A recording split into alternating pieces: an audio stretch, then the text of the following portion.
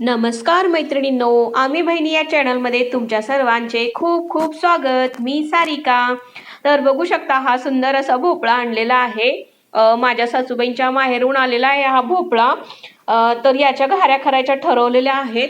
तर हा भोपळा चिरायचा नसतो, तर तो असा आदळून आपटून असा फोडायचा असतो. तर सासूबाई माझ्या फोडायला लागलेल्या आहेत बघू शकता. तर याच्या घाऱ्या बनवायच्या आहेत, म्हणून हा भोपळा आम्ही आज घेतलेला आहे फोडायला. हा फोडलेला आहे सासूबाईंनी आणि याच्यातल्या आता बिया आणि ते बाकीचं जे नको असलेला भाग आहे तो आता काढून घ्यायचा. तर या पद्धतीने ह्या भोपळ्यातले सगळा आपण आम्ही बिया आणि नको असलेला भाग काढायला सुरुवात केलेली आहे. त्याच्यानंतर या भोपळ्याची जी साल आहे वरची ती पण आपल्याला काढून घ्यायची आहे आणि त्याचे छोटे छोटे तुकडे करून आपल्याला हे तुकडे खिसून घ्यायचे आहेत. या भोपळ्याच्या घाऱ्या आपल्याला बनवायच्या आहेत, म्हणून मी घाऱ्या बनवायच्या तर म्हटलं आपल्या मैत्रिणींबरोबर हा व्हिडिओ पण शेअर करूया, म्हणून मी व्हिडिओ करायला सुरुवात केलेली आहे. तर बघू शकता एका बाजूला सासूबाई साल काढून घ्यायला लागले, त्यांनी नको असलेले बिया वगैरे ते पण काढायला लागलेले आहेत आणि छोटे छोटे तुकडे करून हे साल जर काढली तर पटकन खिसायला येतं, म्हणून शक्यतो साल पण काढा. कारण भोपळ्याची या साल फार जाड आणि निब्बर असते, तर ती खिसली जात नाही व्यवस्थित. त्यामुळे ती साल काढून व्यवस्थित आपल्याला खिसायला सोपं जातं. त्यामुळं साल काढून घ्यायची सगळी, छोटे तुकडे करायचे हातात बसतील एवढे आणि त्याप्रमाणे तो आपण एका खिसणीवर खिसून घ्यायचा. तर हे छोटे तुकडे घेऊन आता खिसणीवर खिसणार आहोत आम्ही. याला वेळ लागतो थोडं, दोघे तिघी तरी लागतात या गोष्टी करायला, कारण एकटं म्हटलं की खूप कंटाळा येतो. तर नणंदबाई पण जरा 4 दिवस आलेल्या आहेत माहेरपणासाठी, त्या म्हणल्या मी पण मदत करते. तर त्या खिसायला बसलेल्या आहेत, त्या आता खिसायला लागलेल्या आहेत. तर या भोपळ्याचा असा खिस सुंदर होणार आहे. त्याचा कलर पण खूप सुंदर आहे आतून लालसर. तर हा खिस बघू शकता. या बिया बाजूला काढलेल्या आहेत आणि या बिया पण फार पौष्टिक असतात. या वाळवून ते साल काढून त्यातला आतला आपण खाऊ शकतो, ते खूप पौष्टिक असतं. त्यामुळे त्या बिया मी बाजूला ठेवलेल्या आहेत, त्या मी वाळवणार आहे. तर इथं भोपळा खिसून या एका पातेल्यामध्ये त्याचा खिस आम्ही एकत्र ठेवायला लागलेलो आहोत. तर आता खिस तयार झालाय आता. तर या खिसामध्ये आपल्याला आता गूळ घालायचा आहे. तर जेवढा खिस आहे तेवढाच गूळ घ्यावा लागणार आहे. तर इथं गूळ चिरायला लागलेले आहेत आई. तर गूळ चिरून झाल्यानंतर या खिसामध्ये तो व्यवस्थित मिक्स करायचा आहे.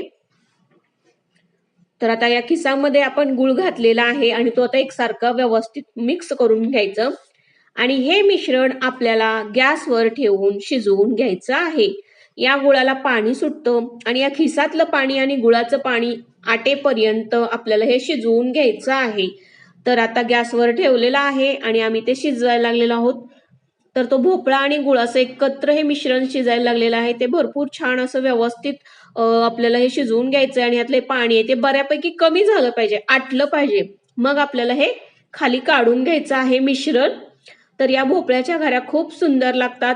थंडीच्या दिवसात आपल्याला सारखी भूक लागती, तर काहीतरी असं डब्यात असलं की खायला पण बरं पडतं.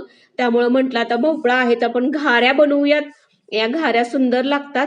याला कोण कोण गोडपुरीही म्हणतं भोपळ्याची, पण बऱ्यापैकी भागात भोपळ्यांच्या घाऱ्या असंच म्हटलं जातं. तर हे मिश्रण आता शिजत आलेलं आहे. यातलं पाणी बऱ्यापैकी कमी झालेलं आहे. आणखी थोडंसं पाणी कमी झाल्यानंतर आपण हे खाली घेणार आहोत आणि थंड झाल्यानंतर आपण याला मळायला घेणार आहोत. तर हे मिश्रण शिजून थंड झालेलं आहे.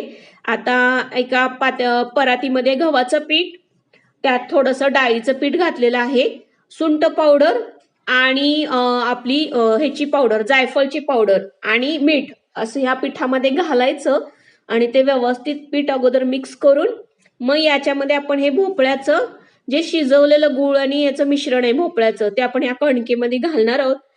जेवढं आपल्याला करायचं आहे तेवढंच आपण मळून घेऊ शकतो, कारण हे जे शिजवलेलं आहे हे आपण फ्रीजला ठेवू शकतो.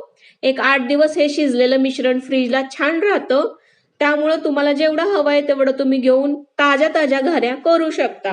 तर यातलं थोडंसं शिजवलेलं मिश्रण ह्या गव्हाच्या पिठात घालून आता मळून घेणार आहोत. तर हे सुंदर असं पीठ मळलं जात आहे.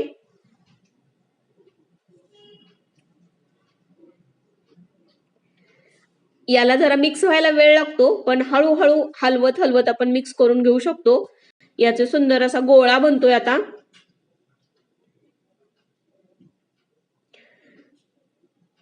खाण्यासाठी खूप छान आणि उत्तम अशा घाऱ्या तयार होतात. तर हा गोळा आता तयार व्हायला लागलेला आहे. थोडंसं मऊच राहतं हे पीठ. फार घट्ट केलं तर ते सपक व्हायला बघतं. त्याच्यामुळे थोडंसं मऊच ठेवायचं हे पीठ आणि लाटताना थोडंसं कोरडं पीठ घेऊन आपण लाटू शकतो या घाऱ्या. तर हे असं एक प्रकारे एकसारखं एकजीव करून घेतलेलं आहे पीठ. आता आम्ही लाटायला घेणार आहे. तर छोटा-छोटा गोळा करून आपण पुरीसारखं पण लाटू शकतो. पण इथं मी काय केलंय पोलपाटावर पूर्ण चपातीसारखं लाटून घ्यायचं आणि वाटीने त्याला गोल-गोल पाडायच्या आणि त्या पुऱ्या आपण तळून घेऊ शकतो. तर असं हे मोठ्या पोलपाटावर असं चपातीसारखं लाटून घ्यायचं मोठं. व्यवस्थित एकसारखं आणि वाटी घेऊन आपण वाटीने त्याच्यावर गोल गोल करू शकतो आणि ते एकसारख्या पण होतात, दिसायला पण खूप छान दिसतात.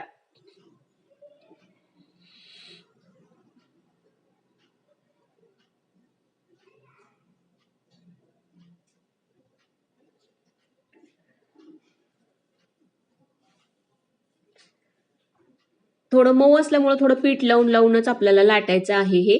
आता वाटीनं या पद्धतीनं आपण गोल गोल करून घेऊ शकतो. एकसारख्या घाऱ्या तयार होतात आणि या सुपामध्ये ठेवून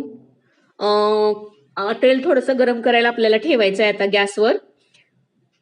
तर इकडे घाऱ्या लाटेपर्यंत आता गॅस चालू करून मी तेल ठेवते.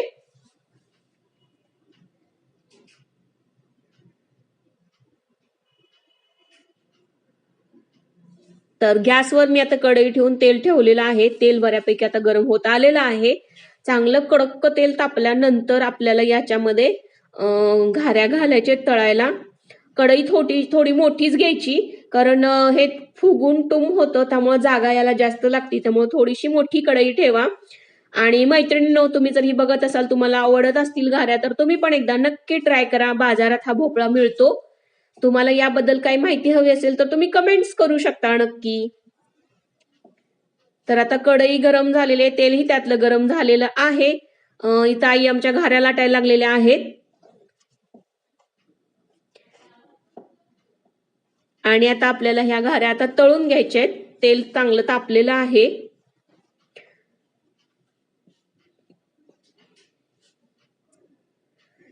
तेलामध्ये या घाऱ्या आता छानशा तळलेल्या आहेत. बघू शकता खूप छान असा कलर घाऱ्यांना आलेला आहे.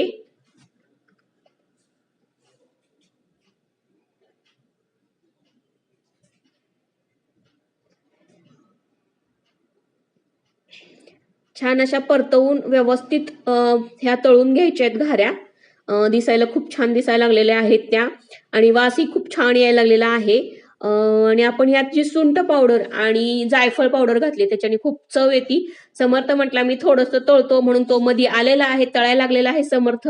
त्याला या गोष्टी करायला फार आवडतात. त्याला जरी नको म्हटलं तरी तो केल्याशिवाय थांबत नाही. 1-2 पुरी का होईना तो तळणारच, त्याशिवाय इथून बाहेर जात नाही. त्याच्या प्रिकॉशन घेण्यासाठी त्याच्या आजोबा इथे थांबलेले आहेत.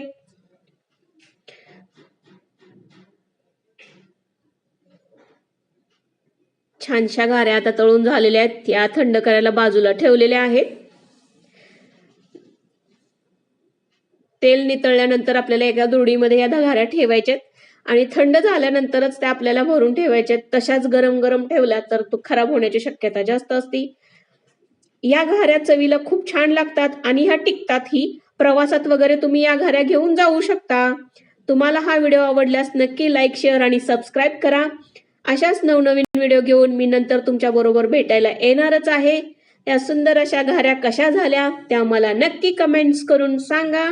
भेटूया नेक्स्ट व्हिडिओमध्ये. बघू शकता सुंदर अशा घाऱ्या तयार झालेल्या आहेत. तर मैत्रिणींनो, बाय बाय.